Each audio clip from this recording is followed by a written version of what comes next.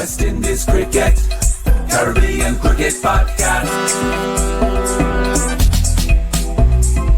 West Indies Cricket, Caribbean Cricket Podcast. Yes, ladies and gentlemen, welcome back to another edition of the Caribbean Cricket Podcast. I'm one half of the Caribbean Cricket Podcast, Machel St. Patrick Hewitt, and Santoki is not here. He's traveling the world as ever, so I'm here on my ones, delivering the show, delivering the content. First things first, I hate to say I told you so. Let's just get that out of the way off the jump. Do you know how many people, go back and watch the archive episode, go back and read our tweets. Do you know how many people messaged me when I did those Brandon King videos saying he's going to get in the West Indies Test squad? Remember, I did these videos months ago, right? And said he's going to get called up. I had bare uncles messaging me going, you don't know what you're talking about. He's not done enough to get into the Test squad. And whether that's true or whether that's not true, the point is, so said, so done. I'm tired of telling people, you might not like the Caribbean Cricket Podcast. You might have an issue with what we say and how we go about saying what we say. But the one thing you can never criticize Caribbean Cricket Podcast for is we look at the thing forensically. Yeah, we bust some jokes, we bust some laughs along the way, but we look at this thing forensically. And more importantly, we have the receipts. You can go back and watch plenty of episodes where we directly said, I think Shai Hope's going to get back into the squad. I even said that I thought Shai Hope would be Test captain. And by all accounts, that's what Sammy wanted. But Hope said no, right? But he's back in the squad. King is in the squad for the first time properly, and in line to make a Test match debut. If you go back and watch the press conference with Carty after the second ODI in Cardiff, if you go back and watch that, if you can get access to it, one of the copycat cricket channels will have posted it up for views, right? If you go and watch that, you'll hear my voice because I was the only Caribbean journalist there, right? And you'll hear me say to Carty in that interview, do you think or do you hold ambition to be in the Test squad for Australia? And the reason why I asked Carty that question is because in my head, my line of thinking was this. The man's just scored 3 centuries, right, in quick succession. Couldn't give a damn that it's in white ball cricket. It's 3 international centuries. We have a Test series coming up against Australia. Runs is currency. Sammy done told you lot from time. There's no red ball and there's no red ball over there and white ball over there. Those days are done in West Indies cricket. We don't have a deep enough talent pool to be siphoning off people to red ball cricket, ODI cricket, and T20 cricket. That was a dunce strategy. It doesn't work. If a man scores 3 centuries in quick succession in ODI cricket, you might as well put him in the Test squad. I know some of you uncles don't want to hear that, but I couldn't care less. I couldn't care less. We are not in a position for people to be dictating and saying, well, until they score runs in red ball cricket, they're not ready for Test cricket. We don't have time to waste on all that. If you think a man has got talent and they back it up with international runs in 50 over cricket, they've got to be in the Test squad. It's that simple for me. I'm not bothered if you don't agree. I'm just telling you how I see it. So when I asked Carty the question in Cardiff, that's because in my head, I was like, this guy's going to get called up into the Test squad. So let me try and see if that's the line of thinking that's going on. Now, here's the thing. Casey gave a diplomatic answer. He was like, well, you know, others made runs in the domestic championship. So if I'm overlooked, I get it. But obviously, I still want to play Test cricket. Great PR answer. Great diplomatic answer. But in my head, I was like, Casey, I know the game you're playing here. You already know you've been called up to the Test squad, but you can't, obviously in front of the English media and me, you can't then say, well, actually, Sammy's already told me I'm in the Test squad. Cool, no, man. He can't say that, but I figured he was going to be. So it was no shock to me to see his name there. Let me read some stats to you lot. And the thing is, I'm running through this episode quite quickly. One of the reasons why is it's 10:30 at night in the UK. Santoki's also not here. So for me, I'm just getting to the point. No long talk, no long analysis, no bald-headed man just ranting and raving. I'm just going to say what needs to be said, right? So let me read this tweet, see if I can even put it up on the screen, because true say when I say that I've said stuff in the past, people think I must be making it up. So let me try and share my screen here. Let's see if you lot can see this. Which one do I want to share? Let's share this one. Right. Look at this, people. This tweet, look at the date. That's December the 31st. I'm just highlighting it here. December the 31st, 2024. We tweeted the following at 5:14 p.m. UK time. And you can read it for yourselves. These were the batting averages across the whole of 2024. And remember, this is before the down bad Pakistan tour where basically no one made runs, right? I think apart from a Brathwaite 50 and an Athnaze 50, no one really made runs on that tour, right? So you done know already that most of these averages go down off the back of that Pakistan tour. In 2024, these were the batting averages. Jason Holder, 276 runs at 35. I'm reading them out because maybe some of you are listening to this on a pod platform rather than watching. Justin Graves, 207 runs at 30. And bear in mind, he flopped in Pakistan. Kavem Hodge, 516 runs at 29. Bear in mind, he flopped in Pakistan. Pakistan's not included in these numbers. Alec Athnaze, 448 runs at 25. He flopped in 3 innings in Pakistan, but got a 50. Machel Louis, 333 runs at 24, flopped in Pakistan. Kevin Sinclair, 69 runs at 23, didn't succeed with the bat in Pakistan. Might have got 20 odd or 30 odd, actually. Josh De Silva obviously didn't play in Pakistan, 356 runs at 22. Casey Carty, 172 runs at 22. Craig Brathwaite, 372 runs at 21. Kurt McKenzie, 171 runs at 17. My point being this, let me stop sharing that. My point being this, for all of 2024 and through to the Pakistan series, men were cussing. I'm not talking about me, I'm talking about in general within the media. Men were cussing and saying West Indies can't bat. We had finally got to a stage where everyone accepted that we had the ability to take 20 test match wickets, but pretty much everyone was saying West Indies can't bat. So lo and behold, the first test squad that is announced under the Daren Sammy reign sees multiple changes in the batting lineup. And guess what happens in West Indies cricket media and fan base? Everyone starts cussing. You lot will cuss for everything and anything. The one thing we lack in West Indies cricket media and West Indies cricket fandom, let me tell you the one thing we lack. We don't have any nuance and we don't have any patience. People just cuss, just cussing. As soon as they see something, cuss. And I'm not saying you can't cuss, but I'm saying it's not everyday cuss. Sometimes just see things for what they are, shrug your shoulders, say it is what it is. No one really made themselves undroppable, so it is what it is. It ain't that deep to me. It ain't that deep. You think I'm going to get into some long debate about should Brandon King have been there or not? Brandon King's supposed to have debuted in for the West Indies test side time ago. So am I going to complain that he's suddenly in the test squad now? No. Everyone else has been given a chance, so he might as well get his chance now. And people say to me, but Mash, he only averaged 30 in, 4 games in this past West Indies Championship domestic season.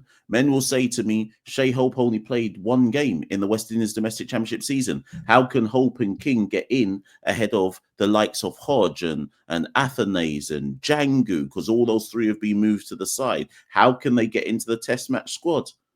Well, Hope plays international cricket. And international cricket ranks higher than whatever you do in red ball domestic cricket. I'm not arguing with you. I'm telling you my opinion.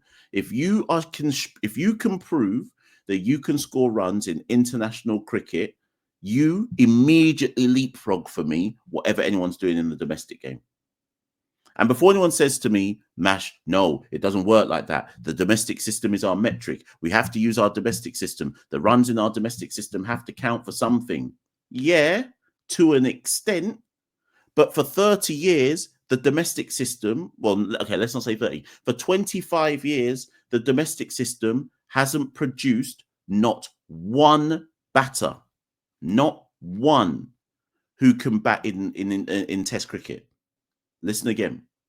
For 25 years, the domestic system has not produced one good batter. that can produce in international red ball cricket. So don't try and lecture me about we've got to use the domestic system. It's our start point, but for me, it's not the be all and end all. If I have a man like Shai Hope, who scored 17, I think he's on at the moment, ODI centuries and averages over 50, you better believe I'm giving him another chance. He hasn't played a test for 4 years. You better believe if he's finally recommitted that I'm giving him another chance. Over someone, Jason Mohammed top scored in 4-day cricket. So? Shai Hope's got 17 ODI centuries. You best believe I'm going to that man first and saying, wheel and come again. What can you do this time? I don't even know if Shai's going to play, if he's guaranteed a spot, but I get why he's in the squad. I get why Sammy turns to Brandon King and says, you know what, your time now, come through. Because at the end of the day, neither Athanaze nor Hodge, and I like both of them, but neither Athanaze nor Hodge seized their opportunity. How many tests did Alec get in the end? 13? I think it's 13. Let me just double check. Remember, people, because I did all those episodes about how long should the rope be? How many tests should you get before you say to a man, you know what, you haven't proven anything? And some of you men were saying to me, Mash, he needs to get 20. Well, obviously, Sammy has said, you know what, I ain't feeling it. I ain't feeling it. You've had your chance. Go back into the domestic game and try work on your obvious flaw outside the off stump. I'm not mad at that. I'm not mad at it. Let me look at Athanaze. Let me see here. Where is he? Athanaze has played 13 test matches and averages 25. And you lot are going to, so what? You lot are going to argue to me, some of you, that we should persist. And remember, I've got Athanaze stocks. I've got stocks in him. But can you really look me in the face and say, Mash, we should persist with that? 13 tests, an average of 25. And these times you've got Brandon King, who's not played any test matches. And yes, we can talk about numbers and we talk about this, but even if we delve a bit further, so Alex got an average of 25 from 13 test matches. He came back to our domestic system, was rubbish in the domestic season. I think he averaged like 27. Played 18 cricket against South Africa A, both the 50 over version and the 2 test matches. Only just produced a score in the second test match. Didn't do well in all the other matches. And then you're saying keep Athanaze in the squad. I'm not saying that there's, like, I get it because people are like, he's young and we should trust in him and we've got to put our faith in him and give him time. But I get why you wouldn't. I get why you wouldn't. If we want standards to raise in West Indies cricket, you can't keep picking a man who's averaging 25. Even Hodge after Pakistan, I think must be averaging what, 27, 28. And yes, again, we can say, but you've got to give Hodge more time. But if you lot are adamant that you want standards to raise in West Indies cricket, then you can't be mad that changes have been made. It doesn't mean it's going to work, but you can't be mad that changes have been made. Let's look at the squad. So the squad is as follows. Roston Chase captain, Jamel Warwick and vice captain. Can't be bothered to talk about that. We've exhausted all the energy we need to talk about those two being captain and vice captain respectively.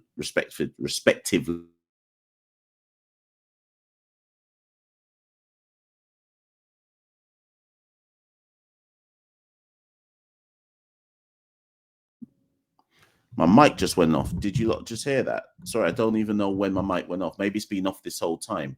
But anyways, as I was saying, Kevlin Anderson, I get why he's there, but I wouldn't have had him in my test squad. That's actually one of my biggest issues. I personally wouldn't be debuting, and I don't. That doesn't. It's a 16-man squad, so there's no guarantee that Kevlin Anderson actually plays in the first test versus Australia or throughout the test series. I've made it clear already. I wouldn't have had him in my test squad, not yet. I always said that I wanted to see how he went against South Africa A before I jumped him into a test squad, but he's there now.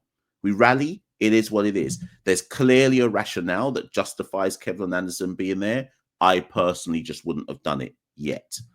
Craig Brathwaite, obviously. John Campbell, obviously, that was always going to be an obvious move. Casey Carty, that's caused a bit of ructions for some people, but I've explained why I think he's there. Justin Graves keeps his spot. He's an all-round. If Holder's not available because he's played Major League Cricket, then it makes sense why Graves keeps his spot. Shai Hope is there. He'll battle it out with Tevin Imlach, I think. It wouldn't surprise me if Hope takes over the gloves from Imlach, but we can have another debate about that. We can have a debate about that soon. Alzari, Shamar, Brandon, Johan Lane, who I don't think will play. I think he's just there for the experience. Machel Louis, Anderson Phillip, Jaden Seals. The only real talking points in there for me is the fact that Kemar Roach isn't there. Everything else, I can see a reason for it. Even Kevlon, who I don't think should be there, I see why he's there. Brandon, totally get why he's there. Shai, get why he's there. I get why Affidavit's being dropped, Hodges being dropped, Django's being dropped. All of that stuff makes sense to me. Doesn't matter if you agree or not, I can see why it's happened. Josh Da Silva, not a surprise. From the minute he wasn't included in the A squad, he wasn't going to be included in the test squad. Whether that's right, whether that's wrong, I get why he's not there, because he wasn't in the A squad. There's a bigger debate to be had about why that's the case and this and that. But again, a lot of the people making noise about Josh were the same people cussing, saying he shouldn't be in the team. And now they're cussing, saying, why is he not in the team? And this again speaks to the kind of narrow-minded cuss for cussing's sake that we do in West Indies cricket. Let me find a particular cuss to have because it's to serve a particular agenda I've got, or if I'm speaking third person, a particular agenda that someone has got. I'm not on it. Like somebody accused me the other day,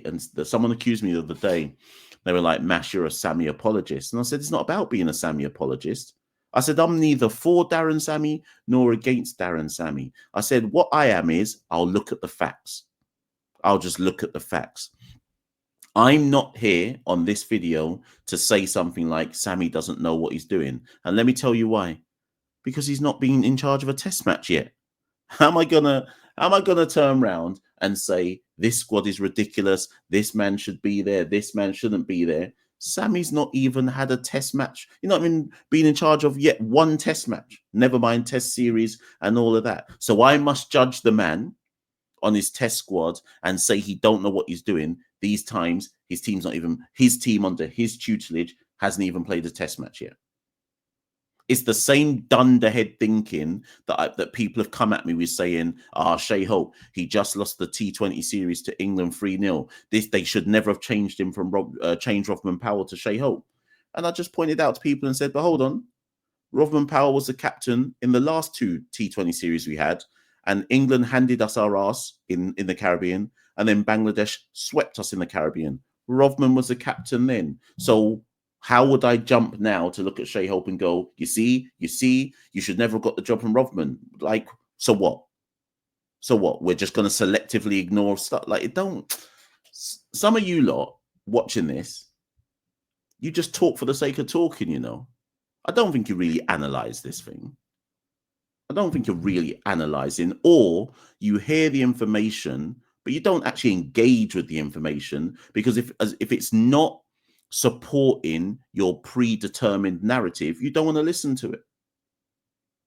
But my thing is, there's no point in having a predetermined narrative. Just see it for what it is, and try to be balanced and nuanced in the way you kind of take it on board and analyze it, and so on and so forth. So like I say, the only real talking point with this test squad is Kemar Roach's absence.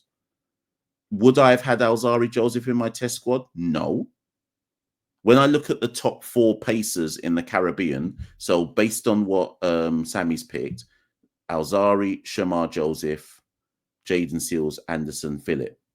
What I would say to anybody listening to this is, do you think that a 36-year-old Kemar Roach is weaker than those four bowlers? I don't. This before even, I'm not even considering Johan Lane.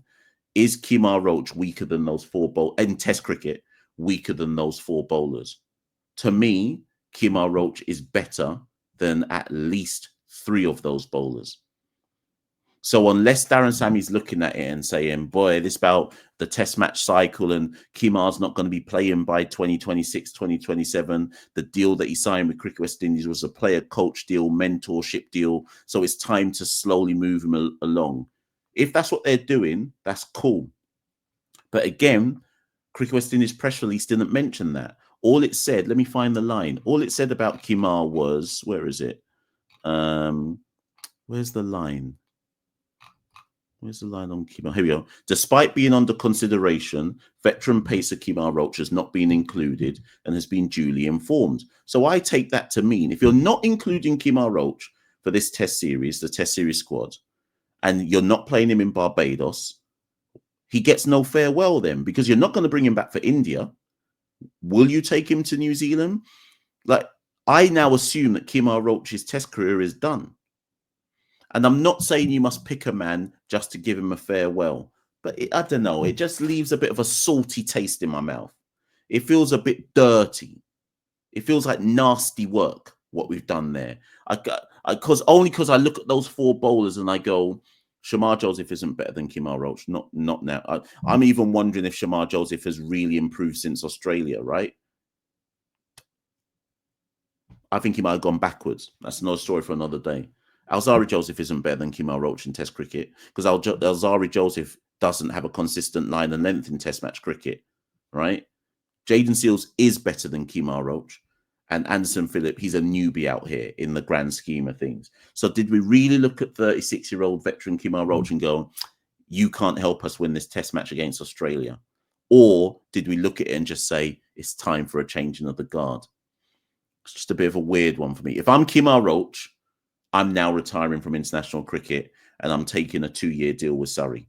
And I'm probably moving to the UK and taking a 2-year deal with Surrey or any other county cricket side. If Surrey decide, because Surrey are so stacked, maybe I take another county cricket deal. And for 2 years, I see out the back end of my career playing 2 years of county cricket and get the bag that way. That's what I would do.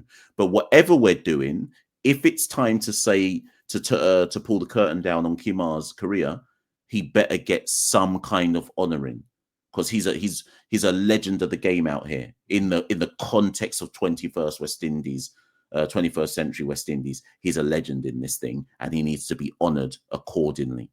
So that's my only real shock of the whole thing. Nothing else in that test match squad makes me want to talk for ages. I mean, I've already spoken for 22 minutes, but nothing else in that test match squad makes me want to do long-winded talking and deep dive analysis.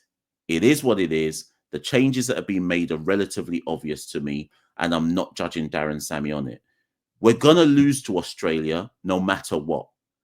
Whether Daren Sammy was head coach, we're going to lose to Australia. You could have put Jesus, you could have put Buddha, you could have put the Dalai Lama, you could have put Shiva, you could have put anybody, Allah, you could have put anyone there, and we'd still lose to Australia. So I'm not here to look at this test squad and go, Sammy should have done this, Sammy should have done that. It don't matter what he would have done, we're going to lose that test series to Australia. The question and metric I'm setting is, now he's picked his squad, now he's laid his mask down, how strong of a performance can we give in defeat?